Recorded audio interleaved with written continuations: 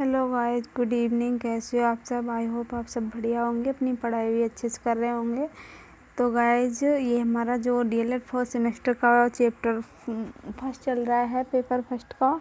ठीक है, आज भी उसी का टॉपिक है जो है पठन। क्या है पठन? जिसको इंग्लिश में कहते हैं रीडिंग।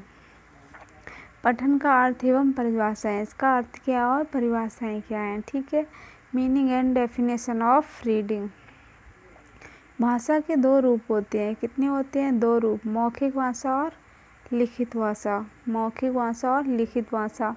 लिखित भाषा को पढ़ने और पढ़कर उसका अर्थ समझने की क्रिया को ही पठन कहते हैं। क्योंकि जो भाषा होती है उसको लिखकर, लिखित भाषा को पढ़ने और पढ़कर उसका अर्थ समझने की जो क्रिया होती है वही पठन कहलाता है। अर्थबोध एवं पठन क्रिया के आवश्यक तत्व हैं, यह बात अलग है। ठीक है, कि पठनकर्ता को यह अर्थबोध एवं भावानुभूति किस सीमा तक होती है, ये बात अलग है। ठीक है, जब हम अपने विचारों और भावों की मौखिक अभिव्यक्ति ना करके, क्या मौखिक अभिव्यक्ति ना करके उसे लिखित अभिव्यक्ति के रूप में व्यक्त करते हैं। कैसे? लिखकर व्यक्त करते हैं। ठीक है, उसे लेखन कहते हैं। उसे क्या कहते हैं? लेखन कहते हैं। यदि मौखिक अभिव्यक्ति का आधार मौखिक अभिव्यक्ति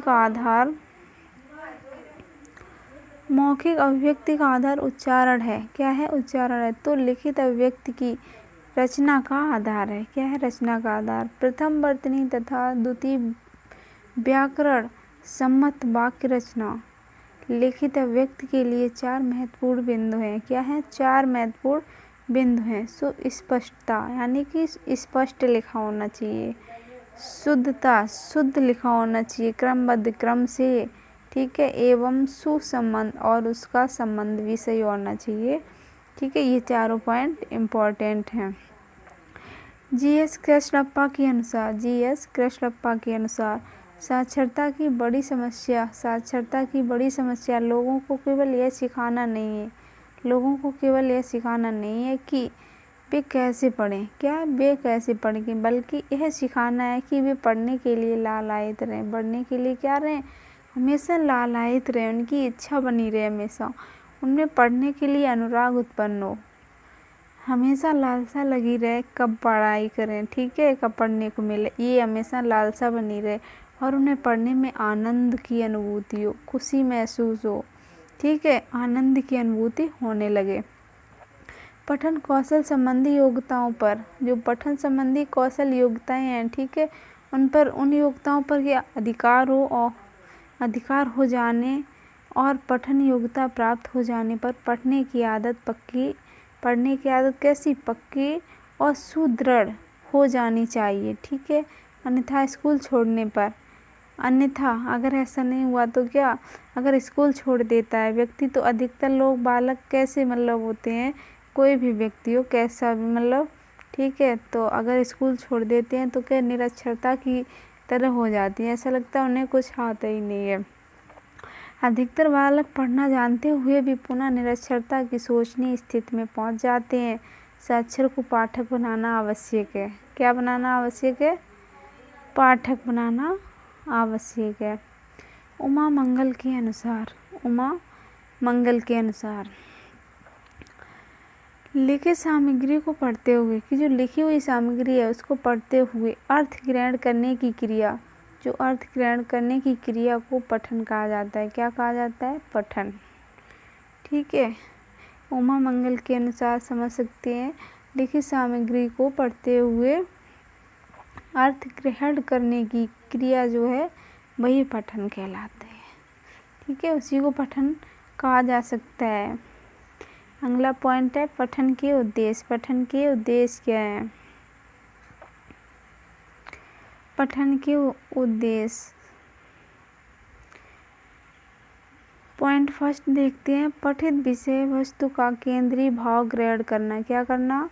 केंद्रीय भाव ग्रहण करना। भय, आश्चर्य, शोक आदि भावों के अनुसार विषय वस्तु को पढ़ना। कि भय, आश्चर्य, शोक आदि भावों के अनुसार विषय वस्तु को क्या है? पढ़ना है। ठीक, पढ़ते समय शुद्ध एवं अशुद्ध वर्तनी में अंतर स्पष्ट करना, क्या उनमें अंतर भी समझ आना चाहिए।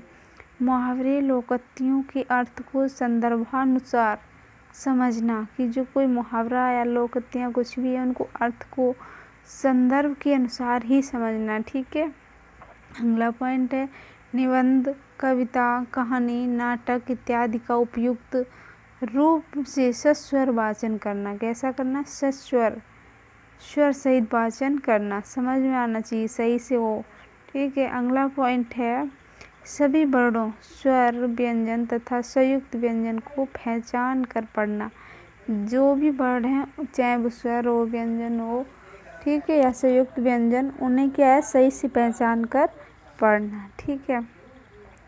तो आज के लिए बस इतना ही। तो गाइज हम छोटे छोटे थोड़ी थोड़ी मतलब पॉइंट क्लियर करते चलेंगे ताकि हमारा अच्छे से क्लियर भी होता जाए और हमारा तैयार भी होता जाए। हो सके तो आप एक नोट्स बनाते रहें और पॉइंट बाय पॉइंट नोट करते रहें, तो आने वाले एग्ज़ाम में हम अच्छा स्कोर कर सकते हैं। तो आप पढ़ाई करते रहिए और वीडियो को शेयर कर दीजिए ताकि सभी शिक्षु जो है इसका लाभ उठा सके, और सब्सक्राइब भी कर दीजिए अगर आप चैनल पर पहली बार विजिट कर रहे हो, ताकि आने वाली सभी वीडियो का आप लाभ उठा सको। तो तब तक के लिए बस इतना ही। देखते रहिए वीडियो और शेयर करते रहिए।